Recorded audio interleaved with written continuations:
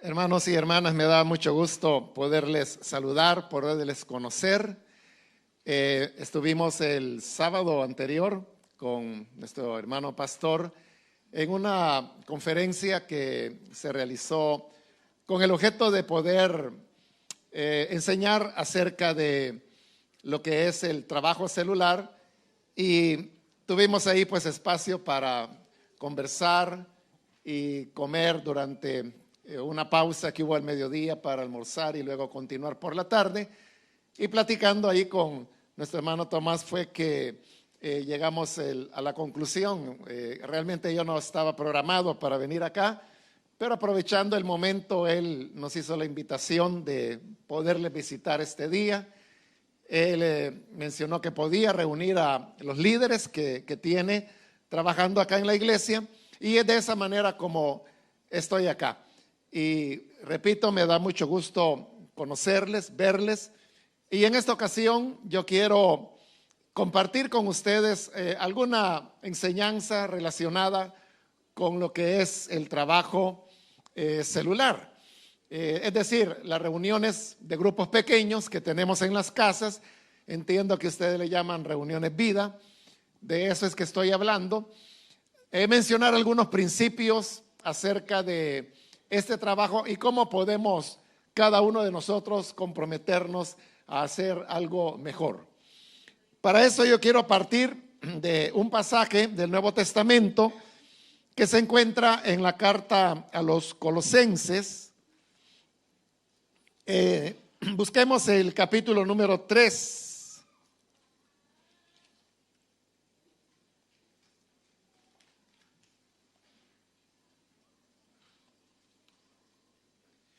Y solamente leo un versículo que nos va a servir, bueno, son dos realmente, como base para la enseñanza que vamos a recibir.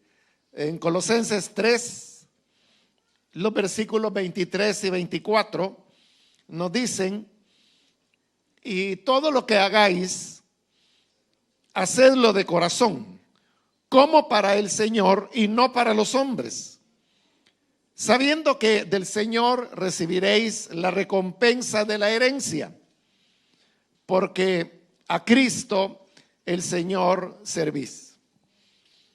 Bien, ¿qué es esto de trabajar con los grupos pequeños en las casas? Esta, hermanos, es la manera, la naturaleza con la cual el Señor Jesús diseñó su iglesia. Recordemos que los primeros cristianos no tenían locales de adoración como este y los que tenemos pues todas las iglesias, sino que todas las actividades se realizaban en las casas de las personas que iban creyendo. Hay pasajes en el libro de los Hechos de los Apóstoles que menciona, por ejemplo, a Pedro y Juan yendo al templo a orar.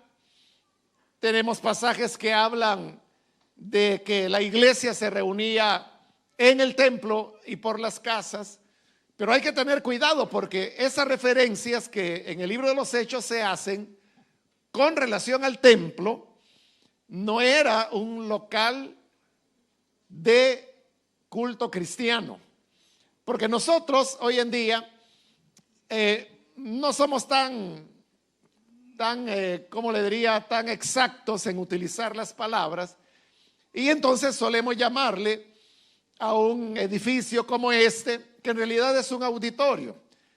Esa sería la palabra correcta. Este es un auditorio, pero a veces le llamamos iglesia, a veces le llamamos templo. Nos preguntamos: ¿vas a ir a la iglesia? Voy a ir al templo hoy por la tarde. Pero cada una de estos nombres, de estas palabras, tienen significados diferentes y ninguno se refiere a un lugar de reunión para poder escuchar, como lo estamos haciendo en este momento. Porque sabemos que la iglesia en el Nuevo Testamento solo se usa de dos maneras. Uno, para referirse al cuerpo universal de Cristo, a la iglesia universal, y el otro es para referirse a las reuniones que se tenían en las casas, nada más. Nunca a un edificio se le dio el nombre de iglesia. Y con relación a templo, un templo es un lugar no para congregar personas, no para que las personas entren en él, no para que las personas lleguen a escuchar. El templo es un lugar para ofrecer sacrificios. Y estoy seguro que nunca ustedes han visto que aquí se sacrifique una res, o se sacrifique un cordero, o se sacrifique una gallina, porque no se ofrecen sacrificios, porque este no es un templo. No tenemos un altar acá enfrente, lo que tenemos es un púlpito o podium, como también se le llama, que tiene como propósito sostener la Biblia y que de esta manera poder impartir una enseñanza. Entonces, cuando leemos en la Escritura que dice que la iglesia se reunía por el templo y por las casas, uno relaciona, entonces se reunían en un local como este, pero también en las casas. Pero no, ellos se reunían en el templo porque ahí es donde Jesús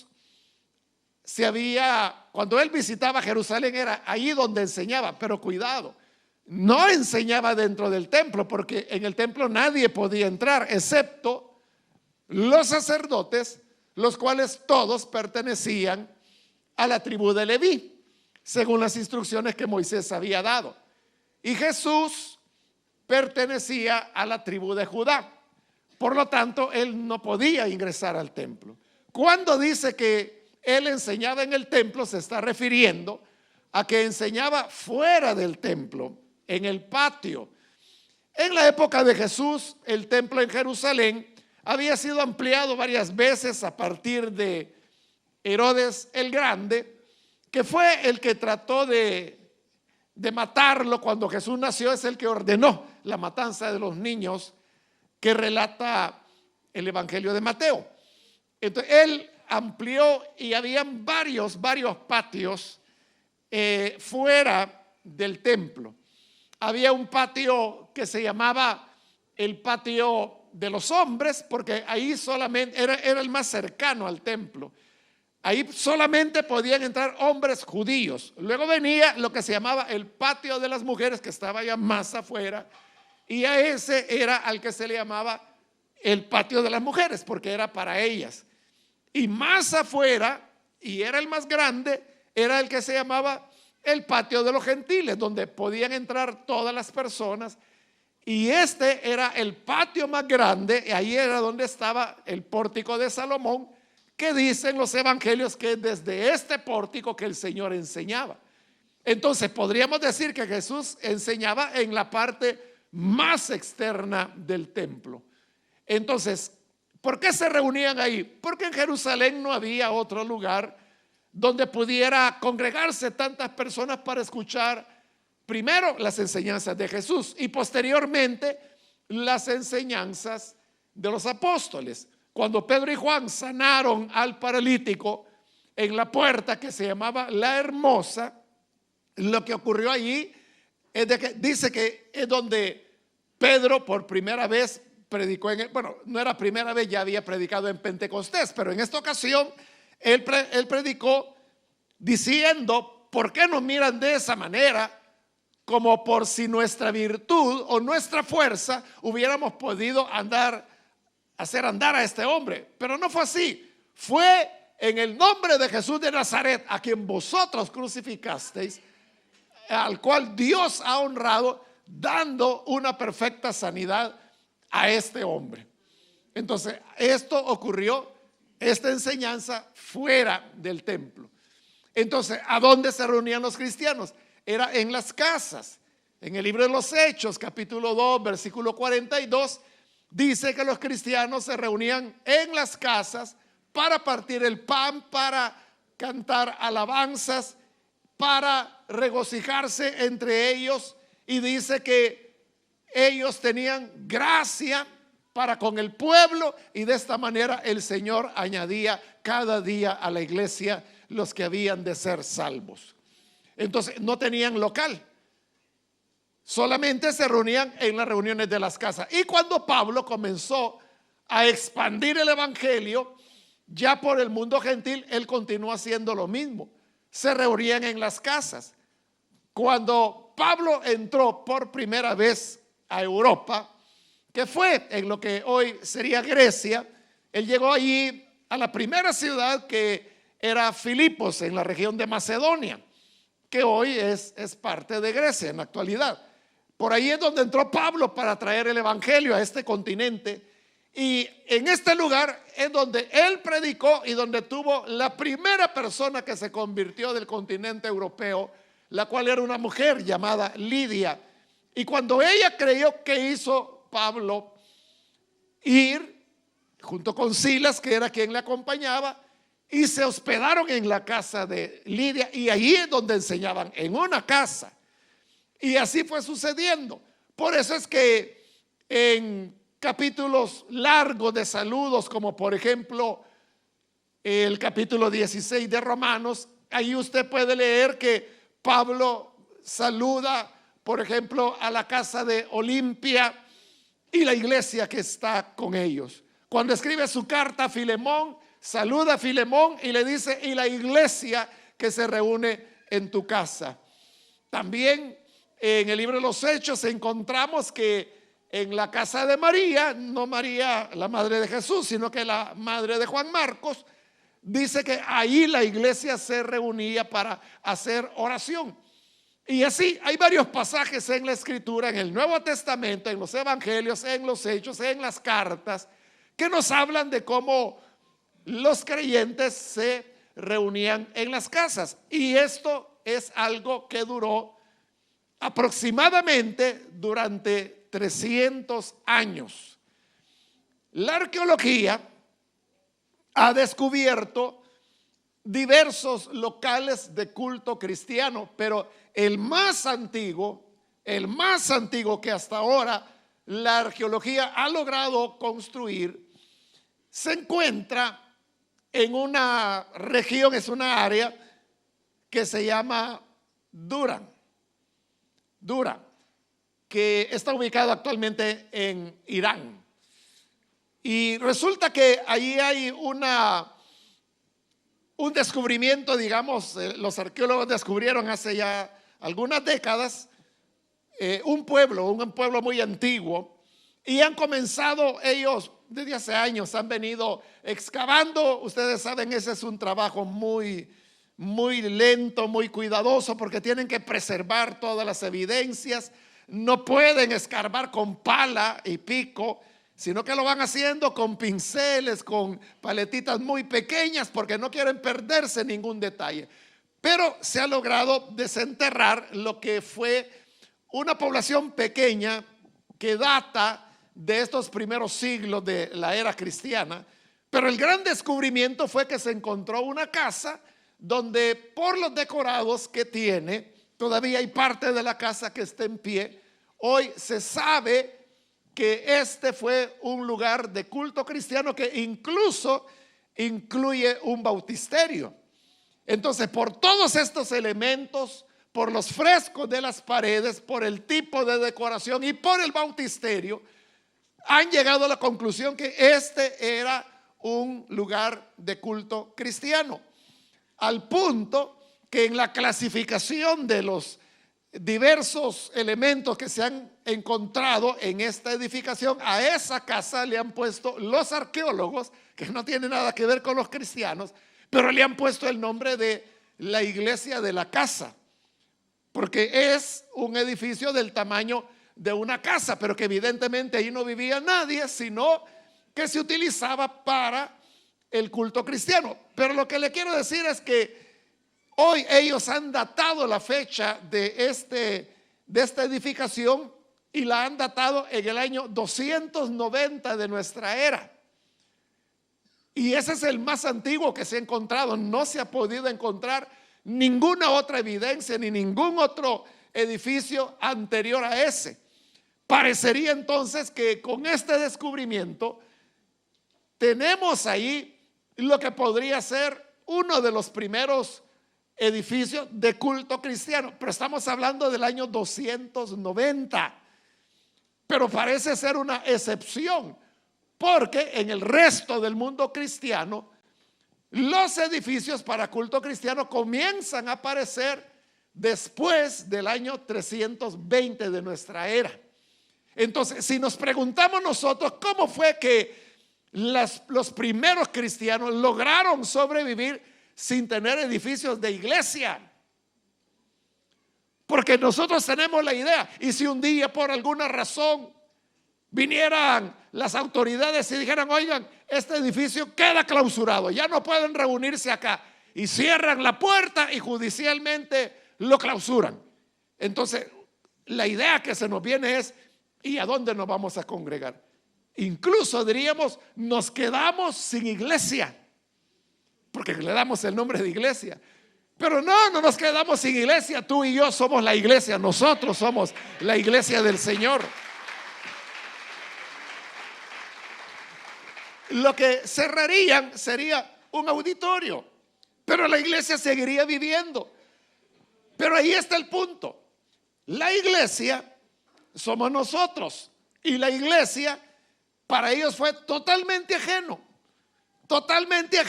los cultos de reunión, porque no los conocieron por 300 años, no sabían.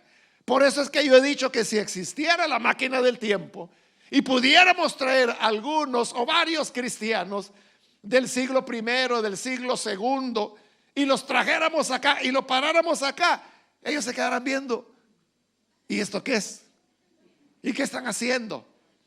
Y si le dijéramos: esto es una iglesia, ¿qué?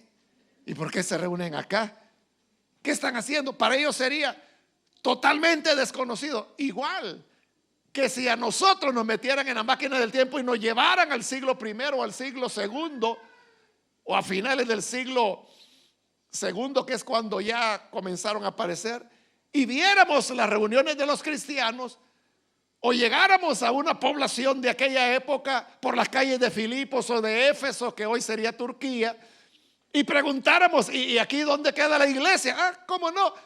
¿Qué iglesia? La iglesia cristiana. Los creyentes, los ateos, porque así le llamaban los romanos en esa época.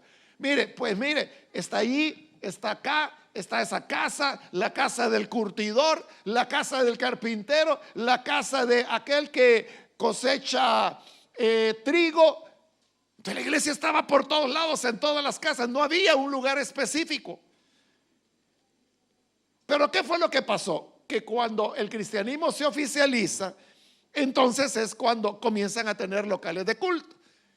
Y claro, era mucho más práctico, diríamos, reunirse en lugares dedicados ya al culto cristiano, que como en el ejemplo que les dije, hasta se daban el lujo de poder tener un bautisterio y bautizar ahí a las personas. Y es interesante que cuando digo bautisterio no me estoy refiriendo a una pila y que le echaban agua en la cabeza a los creyentes. Es una pila, pero mucho más grande, donde bautizaban por inmersión. Así es el bautisterio de la casa, de la iglesia en la casa de Dura. Así es.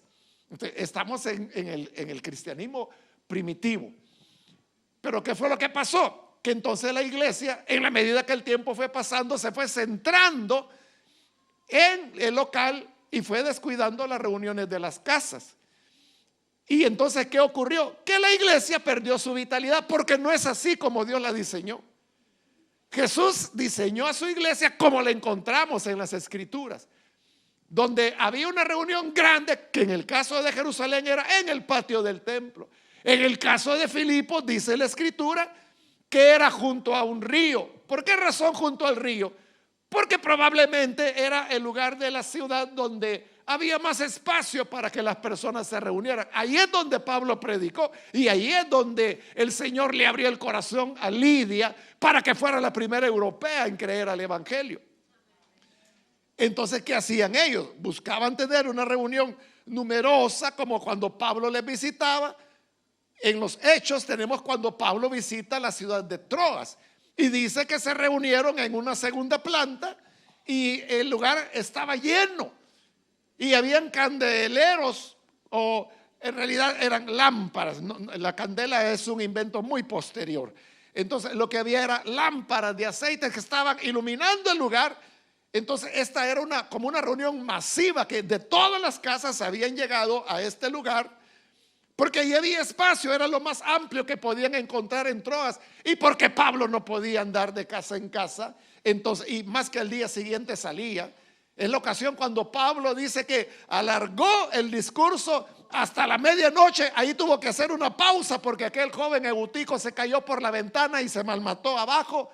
Pablo tuvo que bajar, orar por él, traerlo vivo, y dijeron: bueno, seguimos, hermanos, con la predicación. Y continuó hasta el amanecer. Es decir, su sermón duró como 6 horas. 6 horas. Porque el día siguiente de ahí salieron a la playa porque iba a tomar el barco y continuar su camino. Entonces esa era la celebración, era la reunión grande. Pero el resto del tiempo continuaban reuniéndose en las casas. Hay un estudioso del movimiento celular que es Bill Beckham. Él es muy conocido por un famoso libro que él escribió, que él lo llamó La Segunda Reforma, donde él establece que Lutero lo que hizo fue una reforma de carácter teológico, pero que no tocó la naturaleza de la iglesia. Pero hoy, con el movimiento celular moderno, él dice: hoy la iglesia está viviendo una segunda reforma, ya no de carácter teológico, sino que en su naturaleza, en su forma de ser iglesia. Entonces él creó, diría yo, una parábola que él le llama la iglesia de 2 alas. Y dice que Dios un día decidió crear una iglesia que tenía 2 alas. Y esta iglesia volaba y alcanzaba las alturas y llegaba hasta los cielos de Dios.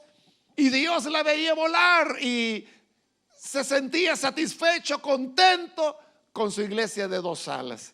Y luego la iglesia volvía a aterrizar y al día siguiente volvía a levantarse a las alturas y volvía a los cielos de Dios. Pero un día, cuando la iglesia de 2 alas estaba en la tierra, se le apareció la serpiente, se le apareció Satanás, y entonces le dijo: oye, pero qué hermosas tus alas y qué alto vuelas. Y le preguntó: ¿será que tú eres capaz de alcanzar los cielos? Y la iglesia de 2 alas le responde: por supuesto, si todos los días yo subo y vuelo hasta los cielos, y ahí es donde me encuentro con Dios. De veras, le dijo Satanás, ¿si puedes mostrármelo? Sí, le dijo la iglesia de 2 alas, y se elevó y llegó hasta los cielos. Y cuando ya descendió de nuevo a la tierra, la serpiente le dijo: ya veo de que tus alas son fuertes y hermosas y que de verdad puede llegar hasta los cielos. Pero me estoy haciendo una pregunta, y yo quisiera saber si crees tú que serías capaz también de alzar el vuelo utilizando solo un ala. Y la iglesia de 2 alas le dijo: sí, yo creo que puedo hacerlo. Demuéstramelo entonces. Entonces la iglesia de 2 alas comenzó a probar solamente con un ala. Y efectivamente logró levantarse, pero no mucho, pero logró volar y volvió a aterrizar. Y la serpiente le dijo: ¡qué maravilla! También puede volar con una ala. ¿Y crees que podría llegar más alto? Y la iglesia de 2 alas le dijo: sí, yo creo que lo puedo hacer. Y continuó haciéndolo. Y esto fue día tras día. Y ella no se dio cuenta que cuando solo usaba un ala, la otra se le estaba atrofiando. Porque sí, es verdad, músculos que no usamos se atrofian. Entonces, cuando se le atrofió la otra ala, se quedó solo con una. Pero como solo era una y ya no tenía mucha fuerza, entonces solo volaba en círculos y en círculos, pero ya no podía alcanzar las alturas, ya no podía llegar hasta donde Dios estaba. Y solamente volaba en círculos y en círculos porque solo estaba haciéndolo con un ala. Pasaron los días y Dios en los cielos vio que ya hacía algún tiempo que su iglesia no llegaba, no había vuelto a volar por los cielos. Entonces dijo Dios: vamos a descender para ver qué pasó. Y cuando desciende a la tierra, encuentra a su iglesia dando vueltas en círculo porque solo lo estaba haciendo con un ala. Entonces Dios se enojó porque su iglesia había oído a la serpiente Y entonces decidió destruirla y crear una nueva que volvió a tener las dos alas. Y esta nueva iglesia otra vez volvió a llegar a las alturas donde Dios se encontraba. Con esta parábola, lo que Bill Beckham quiere enseñar es que la iglesia nunca va a desarrollar toda su potencialidad si solamente tiene un ala.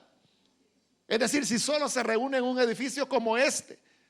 Yo no estoy en contra, hermanos, de tener auditorios. Quiera Dios darnos buenos auditorios, bien ubicados, con parqueo, con acceso para todas las personas, amplios. Quiera Dios darnos eso, primero Dios. Pero necesitamos la otra parte, la otra ala, que son las reuniones pequeñas en las casas. Entonces, ¿por qué? ¿Por qué ustedes trabajan con reuniones en las casas? No es porque sea una moda, no es porque a alguien se le ocurrió en algún lugar, no es porque al pastor Tomás se le haya metido, él tiene esa su idea, ayudémosle, sigámosle. No es así, sino que es lo que la Biblia nos está mostrando, es la naturaleza de la iglesia. Entonces, así es como cuando nosotros participamos de las reuniones pequeñas en las casas, lo que estamos haciendo es volver a la naturaleza con la cual el Señor diseñó a su iglesia. Ahora, las reuniones en las casas no es solamente el propósito de reunirse en las casas por reunirse en las casas, sino que hay objetivos. Y básicamente los objetivos de las reuniones en las casas o de los grupos vida son tres. Uno de ellos es la edificación, porque allí nos edificamos los unos a los otros, unos enseñan, otros escuchan, otros ejercen sus dones. El segundo objetivo es comunión, poder tener comunión, porque si tú vienes acá, entonces tú puedes decir, hombre, ¿cuántas personas hay acá? ¿Cuántos años me va a tomar conocerlos a todos? Pues probablemente pasarán años y habrá personas que nunca conociste, que los viste llegar, pero no sabes quién es, cómo se llama. Pero en un grupo pequeño, como es pequeño, y las reuniones en las casas deben mantenerse pequeñas para que pueda desarrollarse intimidad entre los miembros que asisten a ella, es decir, una comunión más profunda. Y el tercer elemento es el evangelismo, el poder alcanzar a otras personas para Jesús. Porque es lo que dice el libro de los Hechos, el pasaje que le mencioné, Hechos 2:42. Allí dice que los cristianos se reunían con alegría y partían el pan, cantaban alabanzas al Señor, y el Señor ponía gracia en los vecinos de esta casa, y así el Señor añadía cada día a la iglesia los que habían de ser salvos. Pero el lugar natural de conversión era en las casas. Ahí era donde las personas estaban creyendo. Y cuando había alguna necesidad, un apóstol, por ejemplo, que iba a enseñar, en el caso de Jerusalén, iban al patio del templo, que era el lugar más amplio. En Filipos, junto al río. En Troas, en ese aposento alto, segunda planta, que era amplio, y por eso ahí se reunían los cristianos. Cada quien buscaba a dónde reunirse. ¿Qué hizo Pablo cuando llegó preso a Roma? Lo primero que hizo fue alquilar una casa. ¿Y qué hizo en la casa? Comenzó a recibir primero a los judíos, les expuso el evangelio, pero como lo rechazaron, entonces le dijo, bueno, entonces yo ahora me vuelvo a los gentiles. Y comenzó a invitar a los gentiles a la casa alquilada donde él estuvo por 2 años, dice el final del libro de los Hechos, enseñando con toda libertad. ¿Qué hizo Pablo? Seguir el modelo de basarse en la casa, de basarse en los hogares de los miembros de las personas que iban creyendo.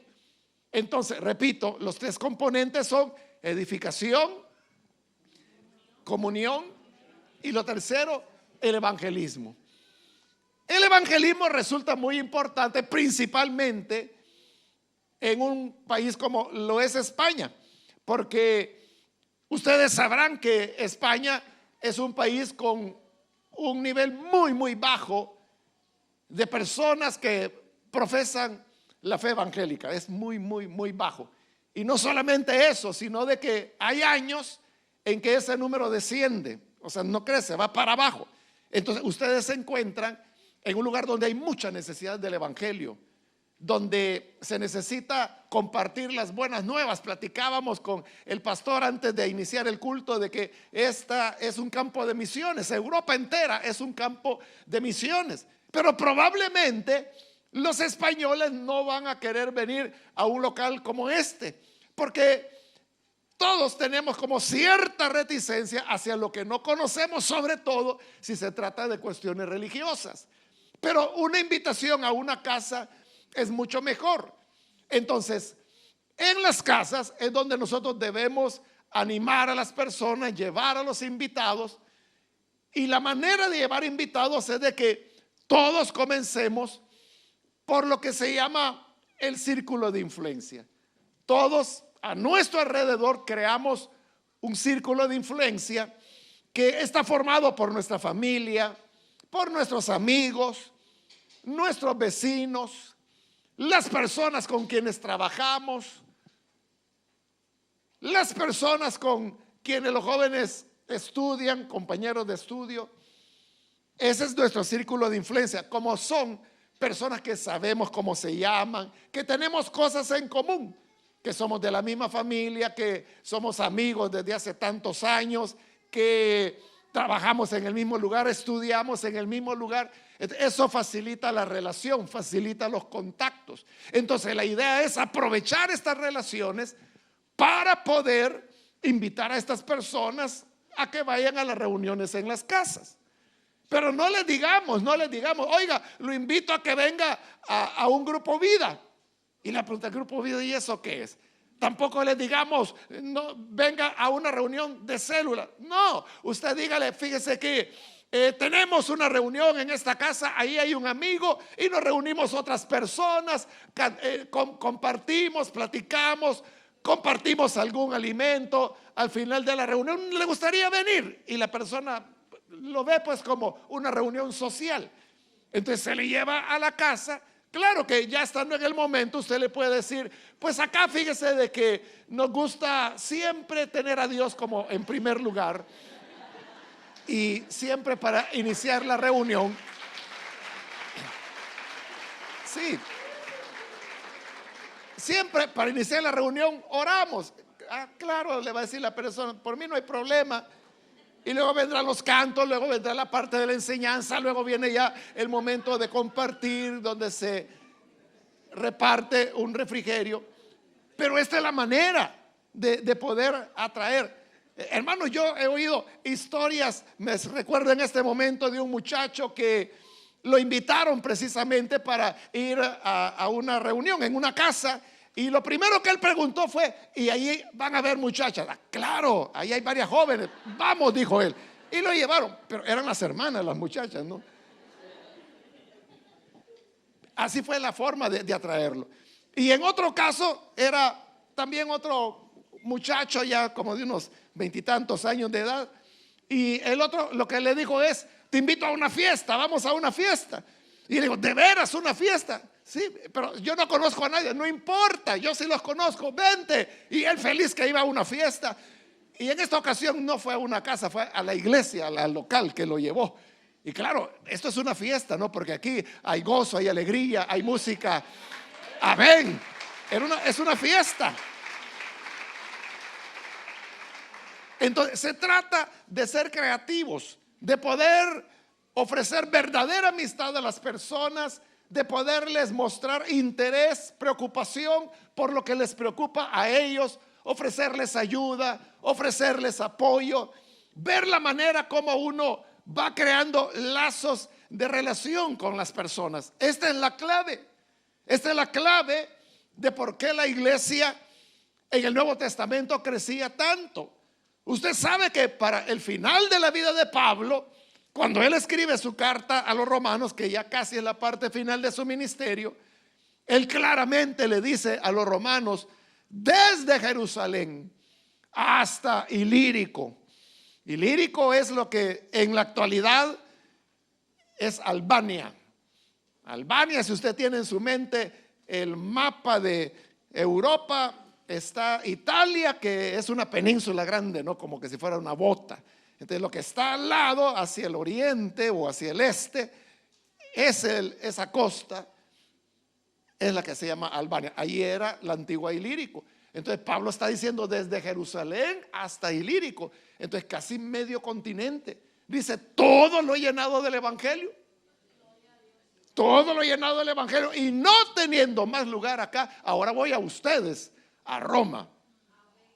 Y luego dijo, estando ahí voy a estar un tiempo y luego quiero que me apoyen para poder ir más allá, para llegar a España, que hasta aquí quería llegar Pablo, ¿no? Pero lo que es notorio en estas palabras de Pablo es cómo el evangelio había avanzado en tan corto tiempo. En cuestión de un par de décadas, 2-3 décadas, el evangelio creció tantísimo en un mundo pagano. En un mundo pagano. ¿Cómo fue posible? ¿Cómo era la iglesia? Reuniones en las casas. Esa era la clave. Entonces, nosotros, si lo que anhelamos es la conversión de las personas, anhelamos una iglesia creciente, saludable, entonces todos tenemos que estar involucrados. Todos tenemos que hacer la mejor de nuestra parte. ¿Por qué razón? Piensen en esto. Una persona cree. ¿Qué va a pasar con la persona que cree? Bueno, esta persona en algún momento comienza a dar sus primeros pasos en la fe y se va a bautizar en agua. Cuando la persona se ha bautizado en agua, ¿qué continúa? Bueno, servir a Dios. Entonces ahí es donde la persona comienza a capacitarse para llegar a convertirse en un líder. Es un Timoteo, según entendí por las palabras de la pastora, ¿no? Un candidato, una persona que se va a capacitar para ser líder. Cuando tenemos un nuevo líder, ¿qué ocurre? Se le entrega una célula, o una célula que se multiplica, se le entrega. Entonces, una nueva casa que se abre es un nuevo brazo de alcance de la iglesia. La iglesia está ubicada acá, pero ustedes podrían estar en cualquier punto de Madrid, donde quiera que se abra una casa para que ahí se realice una reunión pequeña de los cristianos. Entonces, a mayor cantidad de células se abren, mayor cantidad de personas que serán ganadas. A mayor cantidad de personas ganadas, habrán más bautismos. A mayores bautismos, mayores candidatos a ser líderes, a más líderes, más células, y ahí va alimentándose ese círculo una y otra vez y otra vez. Pero para que pueda ese ciclo continuar y continuar, note de que es un ciclo que se alimenta a sí mismo. Él solito se está alimentando, él solo está produciendo lo que necesita para continuar dando la vuelta y dando la vuelta. Pero cada ciclo es avance, es alcance, es salvación, es bautismos en agua. Entonces, para lograr eso, uno debe cuidar de todos estos aspectos que estoy mencionando. Porque he mencionado, por ejemplo, la salvación de las personas. Pero ¿cómo se van a salvar? ¿Cómo van a creer las personas en la célula? Primero, invitándolas. Porque ¿qué es lo que ocurre? Que la iglesia tiende, bueno, no solo la iglesia, todos los seres humanos, y dicen pues que es uno de los factores que han hecho que el ser humano sobreviva, y es de que siempre buscamos el camino que nos demanda menos esfuerzo. Entonces siempre buscamos la línea más corta, el hacer las cosas con el menor esfuerzo posible. Entonces, ¿qué sucede? Que uno puede reunirse en las casas, pero semana tras semana, son las mismas personas las que están llegando y la pasan bien, porque alaban a Dios, oyen una enseñanza, oran los unos por los otros, abren sus corazones de las luchas, de las necesidades que están pasando. Alguien dice, por favor, hermanos, oren por mí porque me estoy sintiendo mal de salud, o tengo esta situación en la familia. Es agradable, uno lo disfruta, pero ahí nunca va a haber conversiones si no invitamos amigos. Entonces, completar ese avance supone que los miembros de la célula se van a empeñar en invitar a otras personas, en animarles a venir. El líder, que también puede invitar personas, se está enfocando en quién será el próximo líder, quién es el Timoteo que yo voy a sacar de acá. Entonces, cuando cada quien está en su tarea, entonces la asistencia a esa célula aumenta. No estoy diciendo que van a llegar 20, 40, pero 1, 2 invitados, 3 que se tengan cada semana, eso es crecimiento. Esas son personas que van a oír el evangelio, algunos de ellos por primera vez, otros que quizás lo habían oído, pero no lo habían oído bien o no habían terminado de creer. Y estas personas que van a ir creyendo se van añadiendo, pero no hay que dejarlos solo con el creer. Hay que cuidar de ellos, hay que mentorearlos, hay que animarlos a que se bauticen en agua. Si están en pareja y no se han casado, animarlos a que se casen. Luego capacitarlos para que se conviertan en nuevos líderes. Luego animarles a que tomen una célula cuando se multiplique. Pudiera ser que en la misma célula donde creyeron es donde esta célula se va a multiplicar y le va a decir el líder: bueno, yo ahora me quedo acá, o usted se queda acá y yo me voy con el otro grupo a abrir otro frente en otra área de la ciudad. Entonces, ahí es donde se va dando la multiplicación. Pero tenemos que tener todos estos elementos, cuidándolos para que pueda dar el resultado. Es igual que nuestra salud. ¿Cuándo es que nos sentimos mal? Cuando un equilibrio se pierde en nuestro cuerpo. Un virus entra, una bacteria, o puede ser que no nos está funcionando bien un órgano, un sistema. Entonces, todo tiene que estar en su punto, todo tiene que estar bien para que la persona pueda estar saludable. Entonces, eso es lo que debemos buscar en lo que se trata del trabajo celular.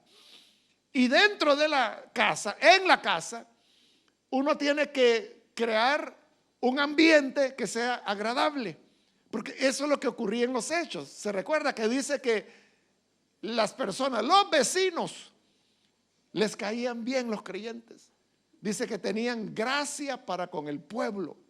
Entonces, lo veían agradable, decían: pero qué bonito se reúnen, cómo cantan. Todos traían su comida, como explica Pablo allá en 1 Corintios 11, y cenaban juntos. O sea, todos traían su comida, pero decía: bueno, si voy a dar mi comida, ¿por qué no como en casa? Porque se perdía la bendición de estar con los hermanos. Entonces, todos traían su propia comida, pero la idea era comer juntos, como los niños que llevan su comidita a la escuela, ¿verdad? O algunas veces al trabajo. Uno lleva su comidita, pero a la hora de comer uno se sienta con los otros y está platicando. Eso hacían los primeros creyentes, y eso veía el pueblo y les agradaba. Y decían: qué bonito, les daba deseos de llegar. Y algunos llegaban, y estos eran los que cada día el Señor añadía a la iglesia. Entonces, el ambiente en la casa debe ser agradable, debe ser atractivo. No solo en el sentido de que la casa está ordenada, la casa está limpia, la casa está preparada para recibir a las personas. Eso es importante, pero también es muy importante el trato, que cuando alguien llega, le dice: bienvenido, lo estábamos esperando. Y la persona dice: si ni me conocen. Pero es cierto, siempre estamos esperando invitados. Entonces, lo estamos esperando: pase, mi nombre es fulano, ¿y usted cómo se llama? Ah, qué alegría, bienvenido, pase adelante, siéntese. ¿Qué tal? ¿Cómo ha estado? Tremendo el calor, ¿verdad?, que ha estado haciendo estos días. Pero uno presenta una plática agradable que la gente dice: bueno, si así es, a mí me gusta. El ambiente entonces es un ambiente. Cuando yo leo, hermanos, ese versículo de Hechos 2:42, yo veo a estos cristianos como muy sencillos. Bueno, y así lo dice, ¿no? Que dice que todo lo hacían con sencillez de corazón. no había aspiraciones egoístas, no había doble intención de que yo voy aquí pero quiero esto otro. No, todo era hasta como una candidez, una ingenuidad, diría, de ellos, que eran como niños, tan sinceros en su deseo de estar juntos. Entonces, cuando uno ve eso, porque uno viene de afuera, ¿verdad? ¿Y cómo es el mundo? En el mundo hay dureza, en el mundo hay traición, en el mundo hay codicias, en el mundo hay envidias. Pero cuando uno llega a una casa donde se respira este ambiente, entonces la gente dice, aquí me gusta. Yo recuerdo, hermanos, la primera vez que llegué a una iglesia evangélica y vi a los hermanos cantando, yo lo que pensé era, pero qué gente más especial esta, cómo aman a Dios. Entonces, yo los veía ya como ángeles a ellos y eran seres humanos. Pero esa fue la impresión que me causó, porque todos estaban en lo que estaban, cantando, alabando al Señor. Si hacemos agradable el ambiente en una célula, entonces la gente le va a agradar y querrá volver. Todos volvemos a los lugares donde nos trataron bien. Si vamos a un negocio donde nos trataron mal o nos trataron por salir del paso, uno no dice, no, yo aquí no vuelvo. Pero hay lugares donde desde que uno llega lo reciben, lo atienden, le dan las explicaciones que sean necesarias, le puedo servir en algo más, desea algo más. Entonces uno se siente también que uno queda invitado a volver. Lo mismo tenemos que hacer con las reuniones en las casas, que sea algo muy agradable. Y quiero terminar, hermanos, con un último pensamiento, y es de que aprendamos a soñar juntos. Aprendamos a soñar juntos. Cuando nos reunamos en las casas, allí pensemos en lo grande que Dios hará, en las maravillas que Dios hará. El líder puede decir, bueno, estamos reunidos en esta casa de la familia tal, pero este será un lugar de salvación, este será un lugar de sanidad, este será un lugar donde matrimonios serán restaurados, donde familias van a vivir plenamente la armonía que Dios ha diseñado para cada familia. Entonces, cuando proyectamos así de manera positiva, eso hace que la esperanza comience a crecer. Comenzamos a soñar, comenzamos a visualizar que algo grande va a pasar, que algo especial pasará, que no va a ser una reunión solo por hacerla. Es que nos han mandado a que hagamos esto en la casa. No debe ser así, sino que porque yo lo anhelo, porque yo tengo expectativas. No sé qué va a pasar este día en la reunión en la casa, pero algo Dios tendrá. Hay que dejarle espacio al Espíritu Santo para que Él se mueva. No amarremos al Espíritu a un programa, al contrario, que el Espíritu sea el que haga el programa, porque nos visita. Habrá momentos en que la presencia del Señor será tan real que quizás se va a prolongar un poco el tiempo que se ha designado para las alabanzas, pero no importa. Recuerdo hace poco tuvimos una vigilia en enero de este año. Tenemos 3 vigilias al año en la iglesia, y a la medianoche, a las 2, comenzamos a las 9 y terminamos hasta las 5 de la mañana del día siguiente. Pero a la medianoche, a las 12, siempre invitamos a un grupo musical, un cantante. Y entonces en esta ocasión invitamos a un hermano que allá es pastor, pero también es un cantante. Entonces en el programa él tenía asignado 50 minutos. Yo se lo dije, hermano, lo invito, le dije, y tiene 50 minutos, desde las 12 de la noche hasta las 12:50. Amén, me dijo él. Se tiró 90 minutos. Sí, pero era una bendición. O sea, era tanta él es un hermano que, o sea, yo lo conozco bien, y yo sé que él respeta los horarios, pero era tan real en la adoración, la presencia del Señor, que él siguió. Hubo profecías, hubo lenguas, hubo interpretación de lenguas, y siguió. Pero yo no dije, vayan a bajarlo o apaguen el micrófono. No. O sea, había tomado casi el doble del tiempo que se le había dado. Pero yo dije, esto es lo que queremos. Lo que queremos es que la gente tenga una experiencia con Dios que para ellos sea especial. que para ellos sea un encuentro con el Señor. Entonces, ¿qué hicimos?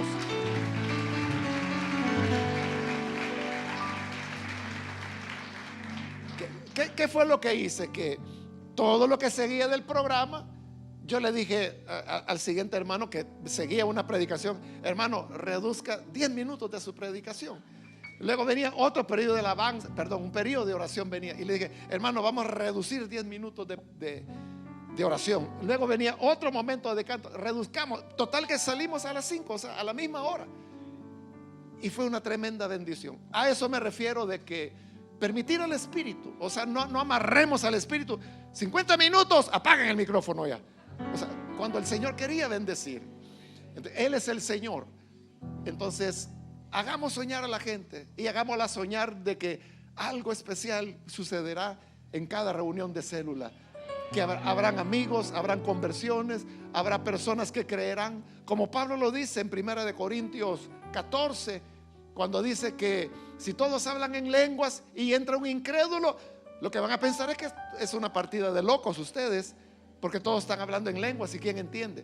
Pero si todos profetizan, dice Pablo, y entra un incrédulo, como estamos profetizando en nuestro idioma, él oye, y oyendo, dice, su corazón será descubierto, y cayendo postrado reconocerá que Dios está en medio de ustedes.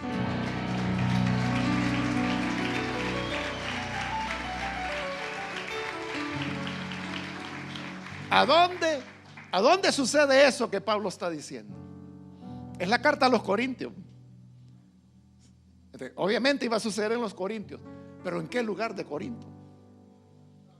Exactamente, no era en la iglesia como le llamamos nosotros, no era en el edificio, no era en el templo, mucho menos, que ahí los templos que habían eran paganos todos, ¿verdad? Eran las casas. Está describiendo Pablo lo que iba a suceder en una reunión en una casa. Cayendo postrado delante del Señor, reconocerá que Dios está en medio de ustedes. Eso puede ocurrir, lideresa, en tu próxima reunión en la casa. Pero anima a tu gente, hazla soñar.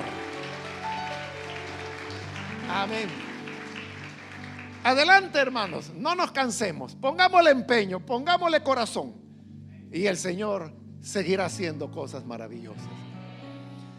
Oremos al Señor. Padre, gracias te damos porque a través de tu palabra nos haces ver cómo tú diseñaste a tu iglesia.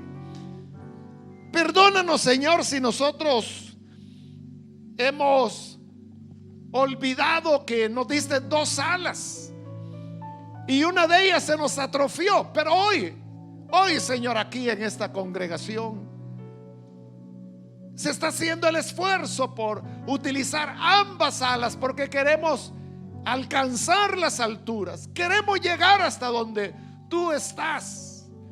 Ayúdanos entonces para que ejercitemos, pongamos en práctica la reunión grande y la reunión pequeña en las casas. Bendice a todos los que están involucrados en este esfuerzo. Bendice a los líderes, bendice a los timoteos, bendice a los anfitriones, bendice a supervisores, bendice, Señor, a toda la congregación en general. Úsales, dales fruto, Señor, dales fruto en abundancia. Permite que puedan tener cosecha de personas que vienen para creer, para entregar sus vidas. Respáldales en todo lo que hacen, y en estas reuniones en las casas produce sanidad de los enfermos, restaura corazones rotos, consuela al abatido, al desesperado que piensa en quitarse la vida. Dale, Señor, una nueva esperanza. Salva, convierte, transforma, libera al pecador. Haz obra de liberación. Y que así, Señor, todos nos gocemos y celebremos el hecho de saber que todo lo que hacemos lo hacemos para ti, y que por tanto de ti recibiremos la recompensa, porque es a Cristo Jesús a quien servimos. Que así sea, Padre, en el nombre de Jesús. Amén.